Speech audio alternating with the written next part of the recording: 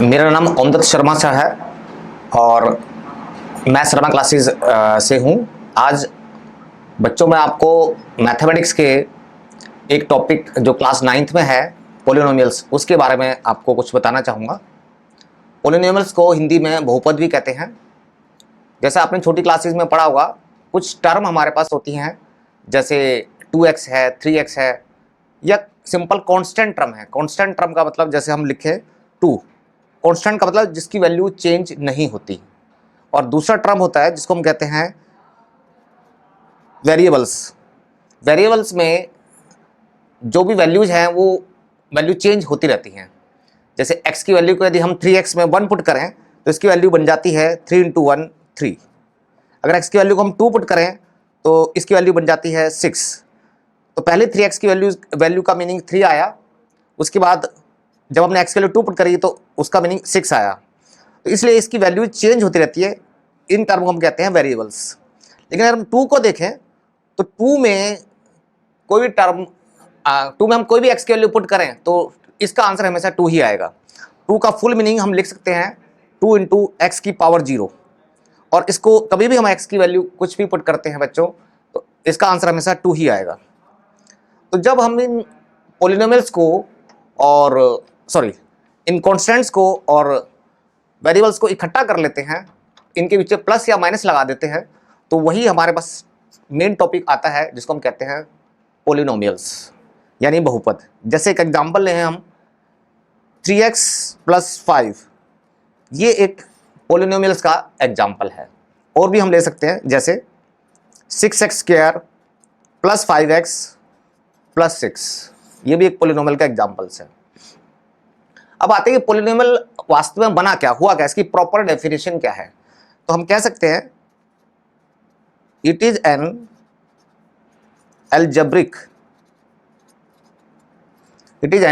algebraic expression of an into x की power n plus an - 1 into x की power n - 1 plus an - 2 into x की power n - 2 and so on. It goes to a2 x raised to power 2 plus a1 x raised to power 1 and lastly an. This complete is the form of polynomials. यहाँ पर an - 1, an - 2, a2, a1, a0, ये सारे जो है constants term होती हैं। Simply अगर हम इसको पूरा लिखें तो 6, 5, 4, 3 जैसे भी हम इसको पुट कर सकते हैं। जहां पर दूसरी जो बात है x की power n, x² n - 1, x की पावर n - 2, ये सारे एल्जेब्रिक टर्म हैं जो वेरिएबल्स के रूप में लिखे जाते हैं। यहां पर एक खास बात ध्यान देने वाली है, n जो है, n ये हमेशा नॉन नेगेटिव इंटीजर्स होने चाहिए या सिंपली होल नंबर्स होने चाहिए या होल नंबर्स होने चाहिए।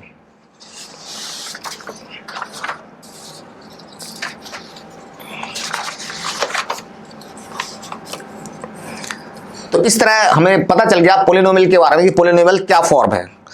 जैसे हम एक एग्जांपल लें 6x raised to power ½ plus 5x plus 2, क्या ये पोलिनोमियल होगा? तो जैसा आप देख रहे हैं इसमें x की जो पावर है जिसको हम इंडेक्स कहते हैं वो है हाफ होल नंबर नहीं है, इसलिए बच्चों ये पोलिनोमियल नहीं होगा। पोलिनोमियल के लिए x की जो पावर है वो हमेशा होल नंबर होनी चाहिए, जैसे 1, 2, 3, तभी वो पोलिनोमियल होगा। और एग्जांपल जैसे देखें 6√x + 5x + 7, क्या ये पोलिनोमियल होगा? नहीं। यहां भी x की जो पावर है वो रूट है, रूट का मीनिंग हाफ होल नंबर नहीं है, इसलिए ये भी पोलिनोमियल नहीं होगा। लेकिन जैसे और एग्जांपल्स हम देखें 7x की पावर 5 + 6x + 2 √2 रूट 2। क्या ये पॉलिनोमियल होगा?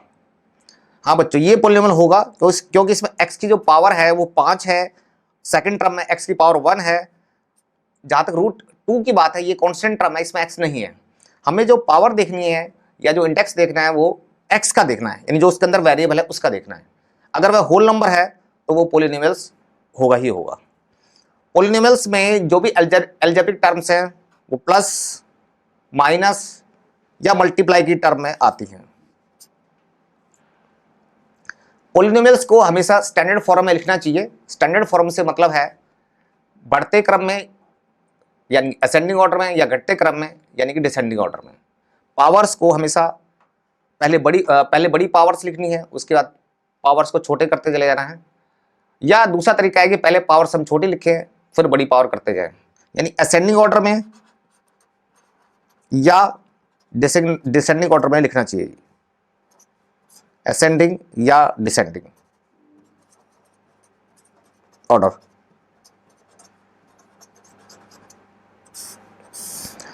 तो अगर कोई भी पॉलिनोमियल या बहुपद असेंडिंग ऑर्डर में लिखा हुआ है या डिसेंडिंग ऑर्डर में लिखा हुआ है तो उसको हम कहते हैं स्टैंडर्ड फॉर्म। स्टैंडर्ड फॉर्म में लिखना।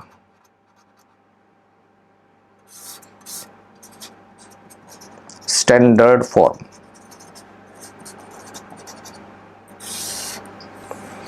एक एग्जांपल मैं आपको स्टैंडर्ड फॉर्म का देता हूं, जैसे 6x⁵5 plus 5x4 plus 2x cube plus 4x plus 5। जैसे यहाँ पर आप देखेंगे x की जो पावर है या जो इंडेक्स है, पहले 5 है, फिर 4 है, फिर 3 है, फिर 1 है, फिर 0 है, यानी कि संख्याएं लगातार घट रही हैं, डिक्रीजिंग ऑर्डर है, इसलिए हम इसे कहेंगे कि ये पॉलिनोमियल का स्टैंडर्ड फॉर्म है।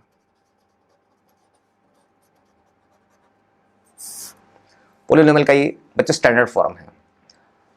अब इस पॉलिनोमियल्स में आप देखेंगे बच्चे कि यहां पर x एक ही वेरिएबल आ रहा है, लेकिन पॉलिनोमियल्स में ज्यादा वेरिएबल भी हो सकते हैं। जैसे x हो, y हो, 2 वेरिएबल भी हो सकते हैं, 3 भी हो सकते हैं, यानी कि जितने मर्जी वेरिएबल्स वाली पॉलिनोमियल्स हो सकती है। लेकिन मेनली 9th क्लास में हम आमतौर से एक वेरिएबल वाली पॉलिनोमियल्स का ही स्टडी करते हैं, अध्ययन करते हैं। जैसे मैंने ऊपर जो एग्जांपल दिया, इसमें एक ही वेरिएबल है x, तो इसको हम कहते हैं वन वेरिएबल वाली पॉलिनोमियल्स। पॉलिनोमियल्स के जो अलग अलग टर्म हैं, जो प्लस या माइनस से, जैसे आप देख रहे हैं प्लस से या माइनस से कोई भी टर्म बीच में आ जाए, माइनस वाले टर्म आ जाए, उससे अलग किए जाते हैं तो उन्हें हम टर्म्स कहते हैं। जैसे इसमें हम देखेंगे 6x की पावर 5, 5x की पावर 4, 2x क्यूब, 4x और 5, ये इसकी टर्म्स है। टर्म्स जैसे आप देखें इसमें काउंट करें तो 1 2 3 4 5 टर्म्स है। टर्म्स एक से लेकर के फाइनाइट तक हो सकती हैं। टर्म की संख्या एक से लेकर के फाइनाइट तक चलती रहती है, 1 2 3 एंड सो ऑन। जैसे एक एग्जांपल दें, x⁻90 plus x⁻89 plus x⁻88 dash dash plus x plus 1। अब इस पॉलिनोमियल में हम देखें कितनी टर्म है, तो आप देखेंगे इसमें टोटल 90 टर्म्स है। 90 89 पावर्स घटती जा रही है, तो टोटल टर्म्स 90 होगी। नंबर ऑफ टर्म्स के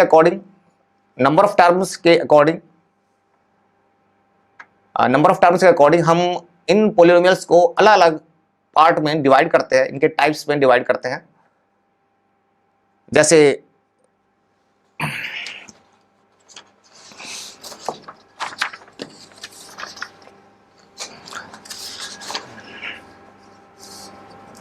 सबसे पहली टाइप हम लेते हैं मोनोमियल। मोनोमियल का मतलब है ऐसी पॉलिनोमियल जिसमें एक टर्म हो, सिंगल टर्म, जैसे कि 3x। तो monomial is a polynomial which contains only single term. For example 3x, 5x², 6x⁵5, √2x, these are all monomial having single terms. अगर हम सिंपली 5 लिखें तो ये भी मोनोमियल है, तो इसमें भी एक ही टर्म है। हालांकि इसमें वेरिएबल नहीं है, पूरा का पूरा ये कांस्टेंट है, इसलिए हम इसको कांस्टेंट पॉलिनोमियल भी कह सकते हैं। कांस्टेंट पॉलिनोमियल,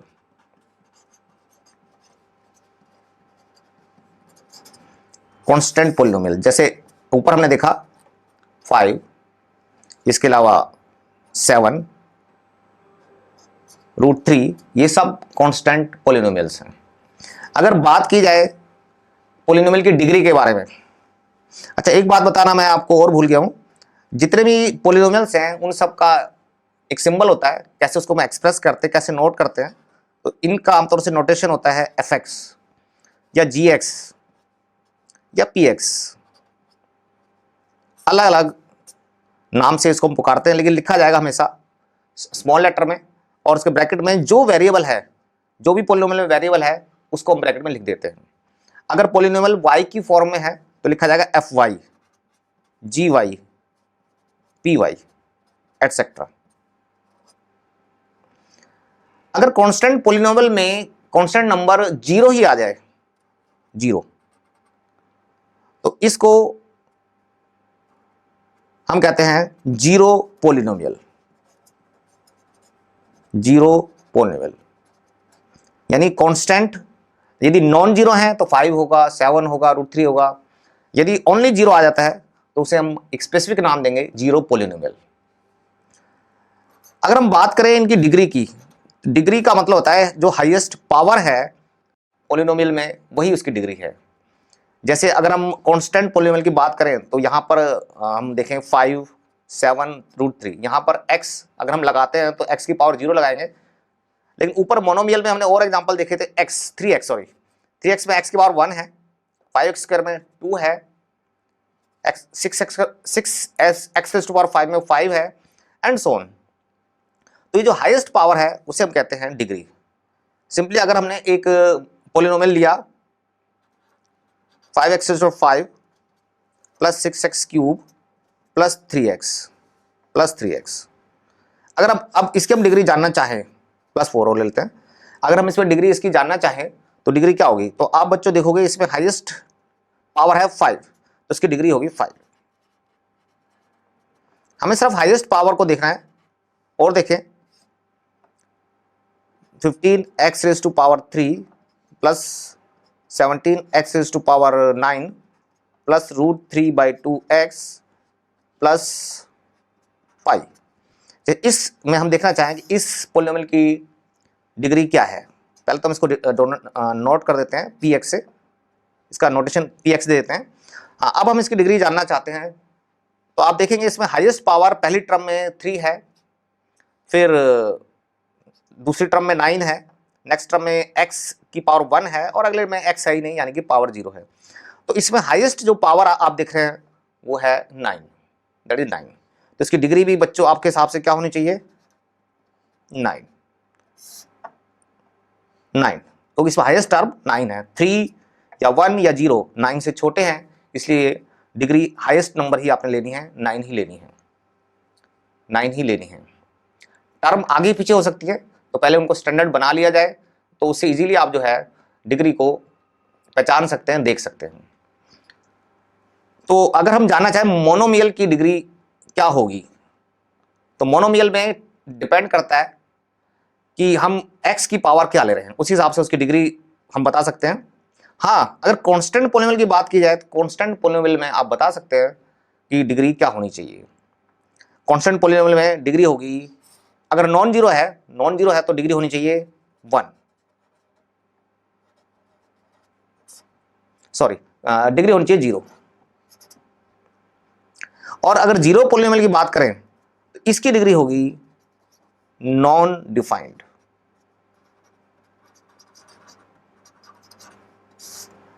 कांस्टेंट पॉलिनोमियल में यदि नॉन जीरो टर्म है तो डिग्री 0, और अगर जीरो पॉलिनोमियल है तो उसकी डिग्री होगी नॉन डिफाइंड।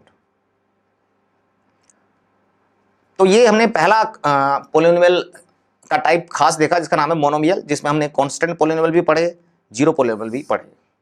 इसके बाद हमारे पास दूसरा टाइप आता है जिसमें दो टर्म होंगी,